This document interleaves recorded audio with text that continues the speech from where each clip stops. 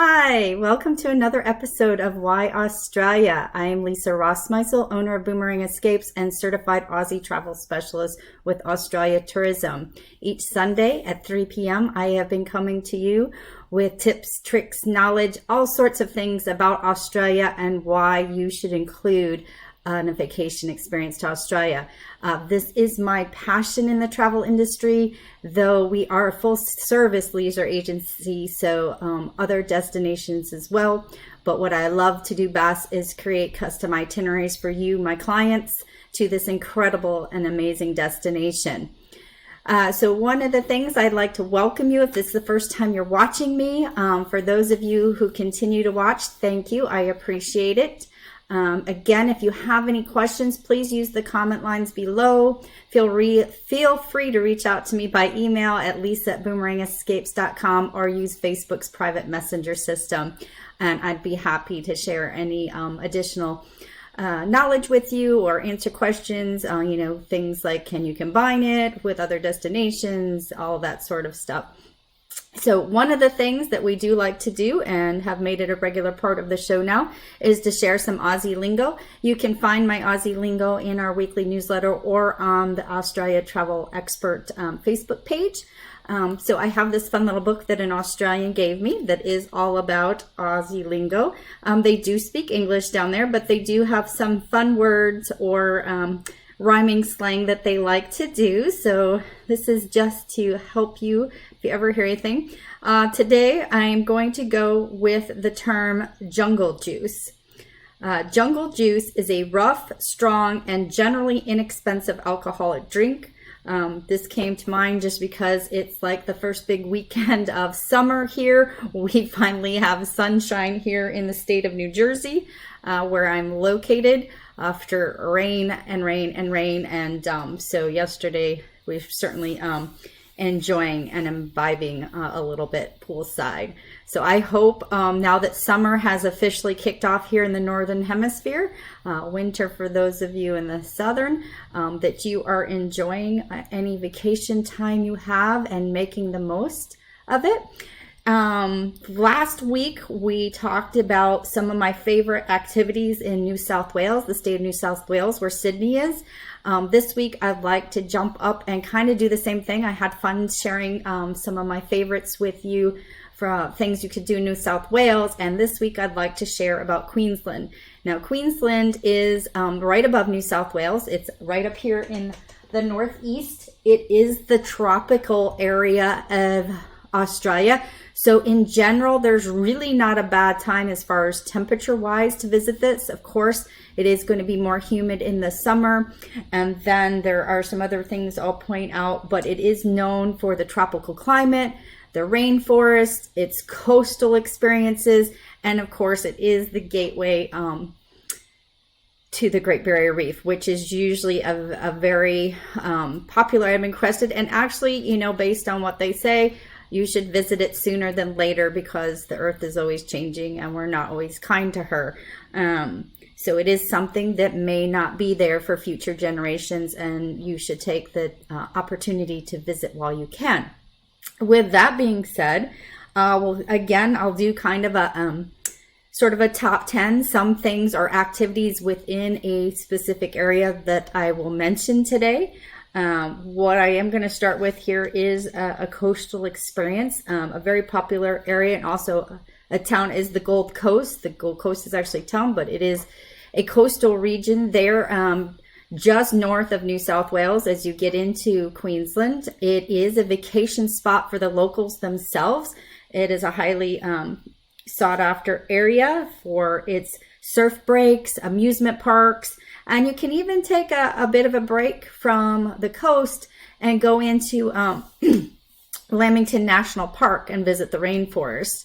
You can travel farther north and actually go on to Noosa, which is another great coastal town and beach area.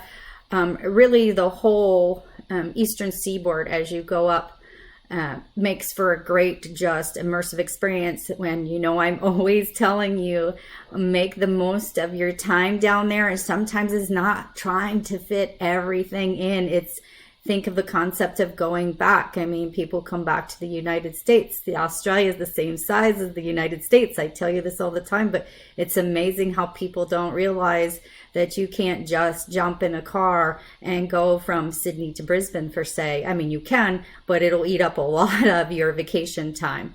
So with that being said, yes, the Gold Coast, any of the coastal experiences make for a great beach vacation, great for couples, great for families. I recall doing one where the couple was celebrating Hallmark anniversary, and they went up the whole coastline there of Queensland. Staying with the thing, probably one of my favorite. If people are always asking what's a favorite, and it's so hard because I absolutely love everything I've experienced in Australia, but the Whitsundays is definitely a highlight of mine. I've been several times to the Whitsundays. The Whitsundays is a place that I would certainly celebrate any big celebration of mine, and may still do that. The Whitsundays is 74 islands off the coast of Queensland here, in the water here. There, it's one of the best places to go.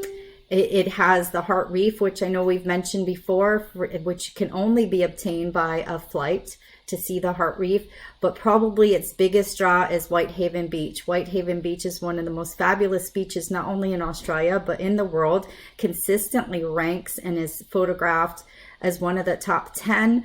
You can be accessed by a day sail, do a picnic on the beach, visit the park, walk around.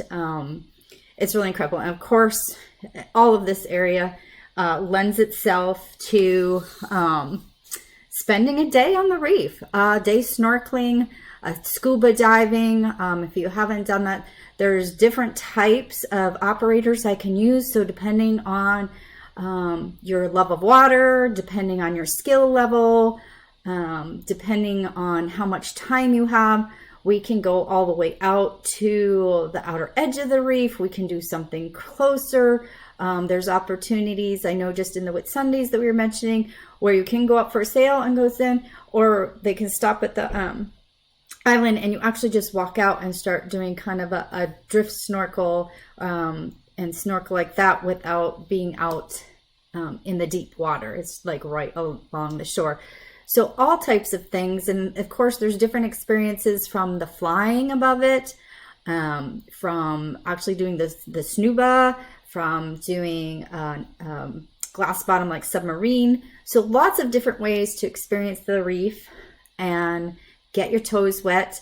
I am actually just surprisingly afraid to be underwater, even the snorkeling, the sound of snorkeling, but I did have a fabulous opportunity to experience my first and only time so far of scuba diving in the Great Barrier Reef off of Cairns. And for as frightened as I was while I was doing it, I have to say the instructor was amazing. He never left my side.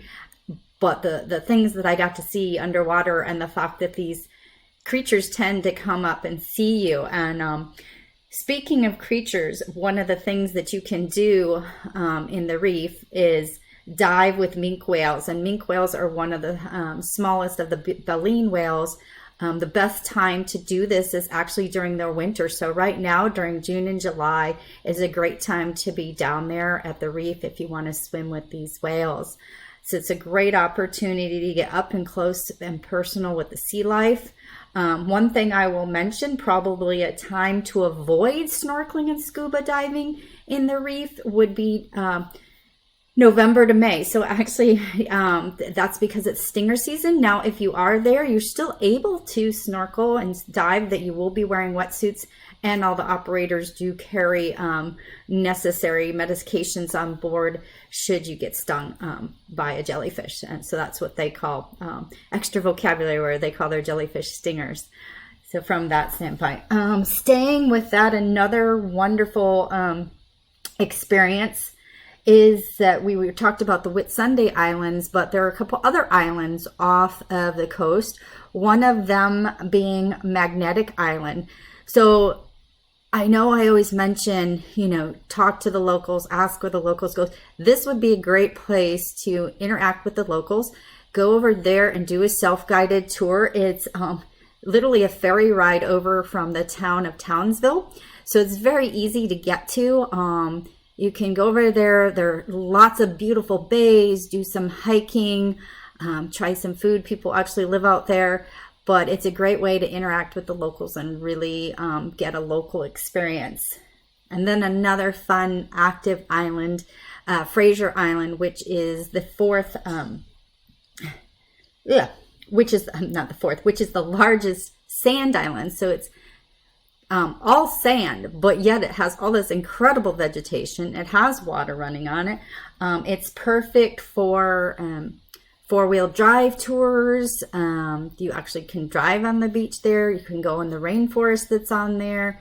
And another activity, so like this I count as another thing to do there because it's an unique thing to do, would be this sandboarding on Fraser Island. So it is kind of a little bit of an adventure spot, great for families, great for couples.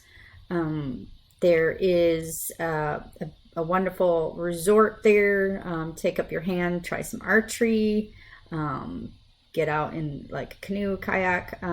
So lots of like, very again, outdoors, almost a camping feel, but wonderful, wonderful, unique island. And again, there's also the opportunity to do a fly over this island because there's a beautiful butterfly lake that you can see. The lake is shaped like the wings of a butterfly, thus its name. So always there's that component of experiencing it from on the ground and from the air, and it gives you a totally different perspective. If we continue farther north, so like I was saying, so we have Fraser Island is actually here below the Whitsundays. There's the Whitsundays up here.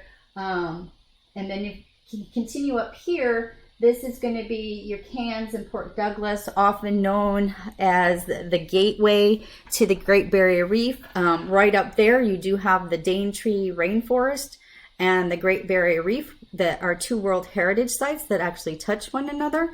I suggest taking at least 2 nights up there so that you can experience the contrast between the coast and the inland. One of the things, of course, we already talked about doing the snorkeling and diving and taking that day on the reef, but the rainforest, you can do a couple different things in the rainforest. One of them would be the Kuranda Scenic Rail, and I know we mentioned before in a fun fact that this is, a railway that's been around for hundreds of years, and it takes you, it's a great way to either go up into the rainforest or a way to come out for your day trip. You could do it both ways, but I do recommend breaking it up with one of the using the gondola for one way and the train for the other way. But also in the rainforest, which this was an experience I loved, went out to the Mossman Gorge area and actually had a Dreamtime walk with your Aboriginal guide. And that's very interesting to go and walk with them, do some of their ceremonies, learn about how they use the natural vegetation for medicines, for soaps, and their stories and their tools. It's a great experience, especially if you're into the culture, of which that's one of my favorite things, is to actually learn about the Indigenous people. And I'm always so fascinated at the things that humans were able to do before technology and even the Industrial Revolution came along, when all this stuff was being done by hand and when they didn't have the books and the languages. So it's a very fascinating experience to do one of these Dreamtime walks. And not to forget, the capital of Queensland is Brisbane. Brisbane is a wonderful city to visit. Lots of things to do, again, whether you're doing something with the water, whether you go up into the hinterlands and maybe catch some wine tour, whether you go see Steve Irwin's Australia Zoo, or I bet you didn't know that Brisbane had a bridge of its own that you can climb. We're all so used to hearing about the Harbour Bridge in Sydney, but Brisbane actually has the Story Bridge, which has a climb that you can do. And again, wonderful experience, because once you get up there, The views of Brisbane are just incredible. Looking out at that hinterland, looking out over the bay, something well worth doing, and catching a few pictures and memories of your experience in Australia. And I think that covers my quick list for today of things to do in Queensland. Of course, there's so much more. These are just highlights.